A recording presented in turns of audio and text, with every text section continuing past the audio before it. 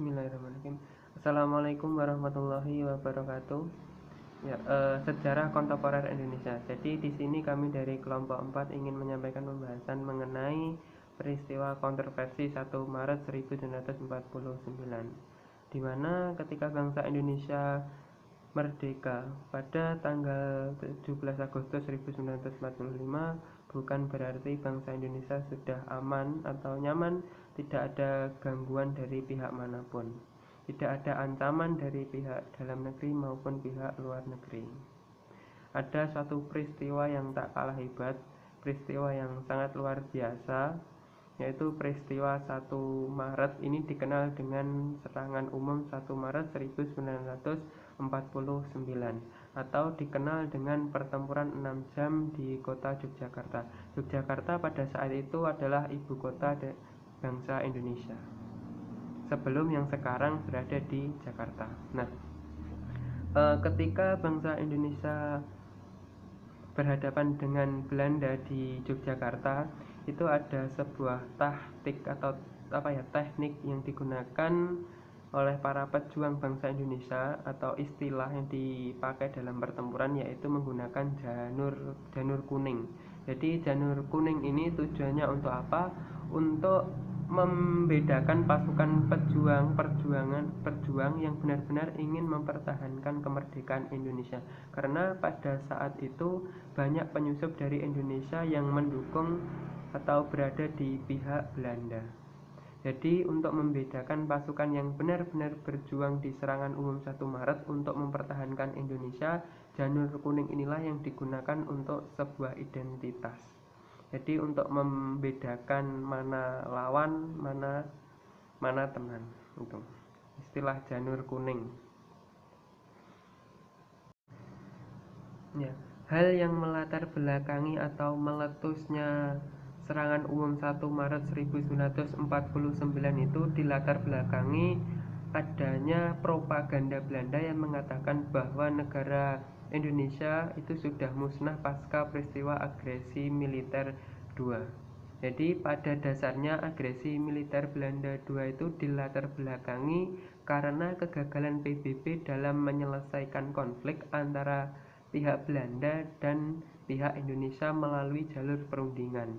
Belanda tetap bersikeras untuk menguasai Indonesia, padahal kendati saat itu Indonesia sudah memproklamirkan kemerdekaannya. Sebenarnya sebelum meletusnya agresi militer Belanda 2 sudah disepakati di dalam perjanjian, di dalam perundingan, yaitu perjanjian Renville. Namun ternyata Belanda mengkhianati perjanjian tersebut, maka menolak adanya pembagian kekuasaan dan tetap ingin menguasai Republik Indonesia secara sepenuhnya, menguasai Republik Indonesia secara utuh.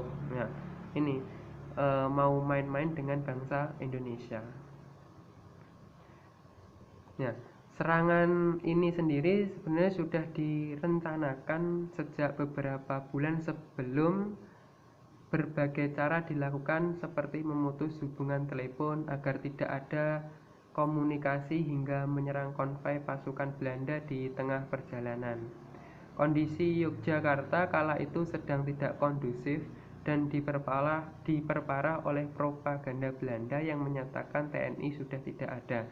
Nah, tadi pertama mengatakan bahwa bangsa Indonesia itu sudah tidak memiliki kekuatan apapun.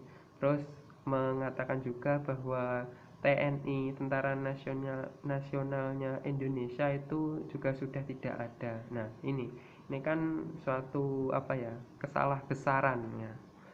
Salah besar, padahal melalui serangan umum 1 Maret 1949, rakyat Indonesia ingin kembali menguasai ibu kota dan menunjukkan kepada dunia bahwa Indonesia itu masih eksis ya. Indonesia itu masih bisa, para pemuda-pemudanya itu masih bersemangat membela atau memperjuangkan kota Yogyakarta ya. Bendera merah putih, merah masih di atas, putih masih di bawah. Nah, itu pada saat itu pasukan Indonesia sebenarnya tengah melemah pasca pemberontakan Madiun pada tahun 1948. Nah, ini peristiwa G30 SPKI. Ketika Belanda mengetahui hal itu, langsung menyerang hingga berhasil menguasai beberapa daerah termasuk Yogyakarta yang saat itu merupakan ibu kota Indonesia. Terus ada juga pemilihan Yogyakarta sebagai lokasi penyerangan tersebut dilandasi oleh beberapa alasan. Yang pertama, Yogyakarta itu merupakan ibu kota Indonesia, sehingga jika dapat merebut dari tangan Belanda, maka akan menghasilkan pengaruh besar dalam membangkitkan semangat negeri. Semangat perjuangan Indonesia yang tengah terpuruk akibat kejadian-kejadian sebelumnya memang perlu dibangkitkan dengan cara merebut ibu kota kembali.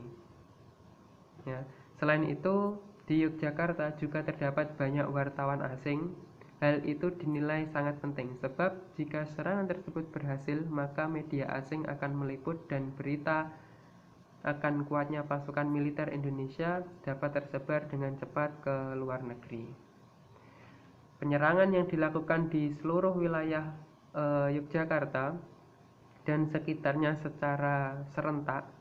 Sektor pusat itu dipimpin oleh Letnan Amir Murtono dan Letnan Masuki, sedangkan Letnan Jenderal Soeharto memimpin sektor barat. Terus sementara itu sektor timur dipimpin oleh Samuel, sektor selatan dan utara itu dipimpin oleh Mayor Sarjono.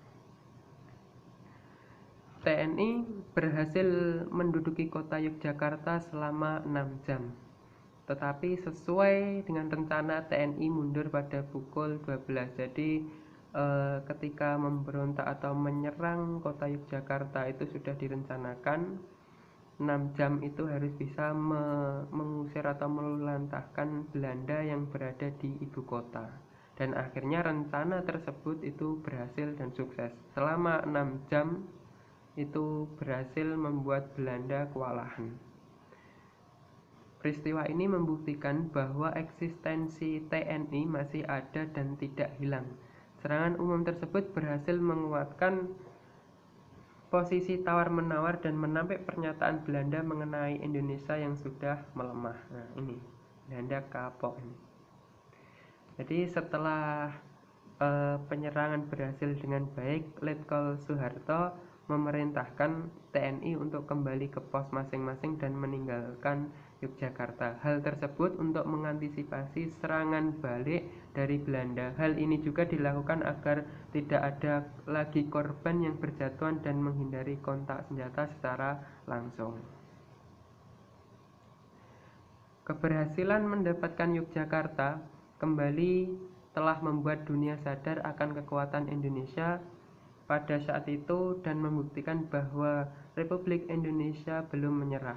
Para TNI memasuki Hotel Merdeka, tempat para wartawan asing berada, dan mengatakan bahwa mereka telah berhasil mendapatkan ibu kota kembali. Serangan ini memang memberikan dampak yang signifikan bagi Indonesia, sekaligus mematahkan Belanda yang menganggap bahwa Tentara Nasional Indonesia (TNI) itu sudah dikalahkan. Keberhasilan ini membuat PBB memaksa Belanda untuk membebaskan semua petinggi Indonesia dan menganggap Belanda itu telah melanggar perjanjian Renville yang telah disetujui oleh PBB. Akhirnya PBB pun membuat undang-undang baru dalam rangka melindungi Indonesia.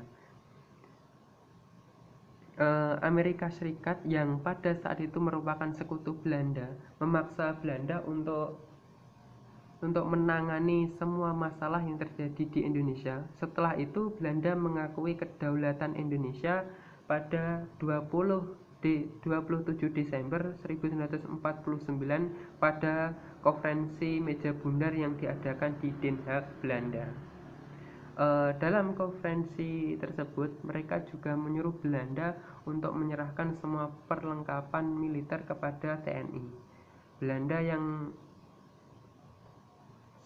setuju langsung melakukan serah terima dengan TNI. Jadi penyerahan ini telah membuat Indonesia bangkit dari keterpurukan dan mempertahankan kedaulatan Republik Indonesia dari serangan Belanda, serta memberikan pesan kepada dunia internasional bahwa TNI Indonesia merupakan pasukan yang kuat dan siap melindungi Indonesia kapan saja. Jadi peristiwa serangan umum 1 Maret 1949 ini telah mengajarkan Indonesia akan pentingnya persatuan yang tercermin dari persatuan serta kesatuan TNI dengan rakyat. Tanpa bantuan rakyat, TNI tidak dapat melaksanakan tugasnya. Begitu juga dengan sebaliknya. Tanpa TNI, serdadu-serdadu Belanda akan sangat leluasa melebarkan sayapnya untuk kembali menjajah bangsa Indonesia. Nah, nanti disambung sama Mbak Rusia dan juga Mbak Pinta. Terima kasih, semoga bermanfaat. Assalamualaikum warahmatullahi wabarakatuh. Assalamualaikum warahmatullahi wabarakatuh.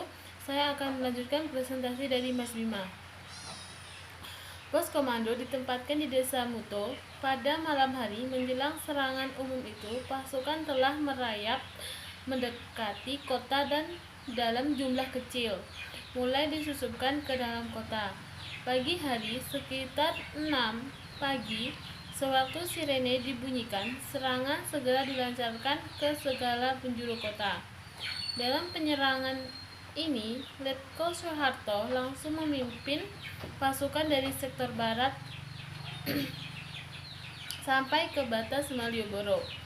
Sektor timur dipimpin Fredrik Samuel, sektor selatan dan timur dipimpin oleh Mayor Sarjono, sektor utara oleh Mayor Kusno.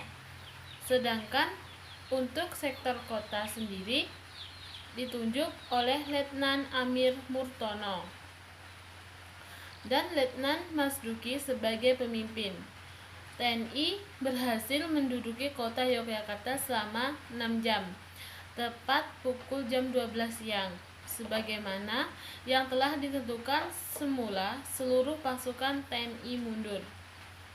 Nah, serangan terhadap kota Solo yang juga dilakukan secara besar-besaran dapat menahan Belanda di Solo sehingga tidak dapat mengirim bantuan dari Solo ke Yogyakarta. Tujuan utama dari rencana ini adalah bagaimana menunjukkan eksistensi TNI dan dengan demikian juga menunjukkan eksistensi Republik Indonesia kepada dunia internasional untuk menunjukkan eksistensi TNI. Maka anggota UNCI, wartawan-wartawannya, serta para pengamat militer harus melihat perwira-perwira yang berseragam TNI. Dari pihak Belanda tercatat 6 orang tewas dan diantaranya adalah 3 orang anggota polisi. Selain itu 14 orang mendapat luka-luka. Pada hari Selasa siang pukul 12 siang, Jenderal Mayer, Komandan Teritorial, merangkap komandan pasukan di Jawa Tengah. Dalam serangan terhadap Yogyakarta, pihak Indonesia mencatat korban sebagai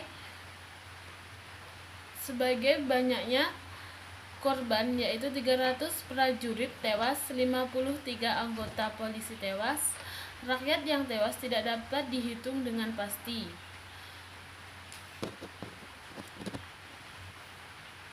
Selanjutnya akan dilanjutkan oleh Mbak Pinta. Assalamualaikum warahmatullahi wabarakatuh. Bismillahirrahmanirrahim. Di sini saya akan melanjutkan mengenai kontroversi dalam serangan umum 1 Maret. Yang pertama dari era Orde Baru. Dari sumber-sumber yang dapat dipercaya serta dokumen-dokumen yang terlampir dalam tulisan ini, terlihat jelas bahwa perencanaan dan persiapan serangan atas Yogyakarta yang kemudian dilaksanakan 1 Maret 1949 dilakukan di jajaran tertinggi militer di wilayah divisi 3 atau GM3 dengan mengikut sertakan beberapa pucuk pemimpin pemerintahan sipil setempat. Berdasarkan instruksi dari Panglima Besar Sudirman untuk membuktikan kepada dunia internasional bahwa TNI berarti juga Republik Indonesia masih ada dan cukup kuat, sehingga demikian dapat memperkuat posisi Indonesia dalam perundingan yang sedang berlangsung di Dewan Keamanan PBB. Yang kedua, pada era reformasi. Versi lain yang kemudian juga dikenal adalah bahwa pemerintah serangan tersebut datang dari Hamengkubuwono IX. Menurut versi ini, Hamengkubuwono IX memanggil Letkol Soeharto dan berbicara empat mata, di mana Hamengkubuwono IX memberi perintah kepada Soeharto untuk melaksanakan serangan atas kota Yogyakarta. Dan Hamengkubuwono IX telah menetapkan waktu penyerangan, yaitu tanggal 1 Maret 1949. Sebagaimana dikemukakan di atas, hierarki dan garis komando militer berfungsi dengan baik selama perang gerilya. Dengan demikian, tidak mungkin seseorang yang berada di luar garis komando dapat memberikan perintah kepada komandan pasukan untuk mengadakan suatu operasi militer, di mana juga akan melibatkan pihak dan pasukan lain. Kemudian yang terakhir, perkembangan kontroversi serangan umum 1 Maret. Sebenarnya latar belakang serangan umum 1 Maret 1949 atas Yogyakarta, ibu kota Republik Indonesia waktu itu yang diduduki Belanda, tidak perlu menjadi kontroversi selama lebih dari 20 tahun apabila beberapa pelaku sejarah tidak ikut dalam konspirasi pemutarbalikan fakta sejarah. Juga apabila peneliti tulisan TB Simatupang saat peristiwa serangan tersebut adalah wakil kedua Kepala Staf Angkatan Perang. Mungkin cukup itu yang dapat kami sampaikan. Di sini ada sedikit kesimpulan. Melalui agresi militer Belanda II, para pemimpin Republik Indonesia berhasil ditawan dan ibu kota Yogyakarta diduduki Belanda. Bahkan Belanda menyiarkan pada dunia bahwa Republik Indonesia sudah tidak ada lagi dan perlawanan TNI sama sekali tidak berarti. Namun TNI berhasil membenahi pasukan dengan melancarkan serangan tanggal 1 Maret 1949 yang dipimpin oleh Letnan Kolonel Soeharto. Dan TNI berhasil memasuki kota Yogyakarta jam 6 pagi, kemudian jam 12 yang terpaksa mundur dari Yogyakarta karena Belanda mendatangkan bantuan penyerangan. Walaupun TNI hanya mampu menduduki kota Yogyakarta selama 6 jam, itu memiliki arti penting bagi TNI sendiri. Mungkin cukup itu yang dapat kami sampaikan, banyak sekali kurangnya karena keterbatasan waktu dari kami. Sekian, wassalamualaikum warahmatullahi wabarakatuh.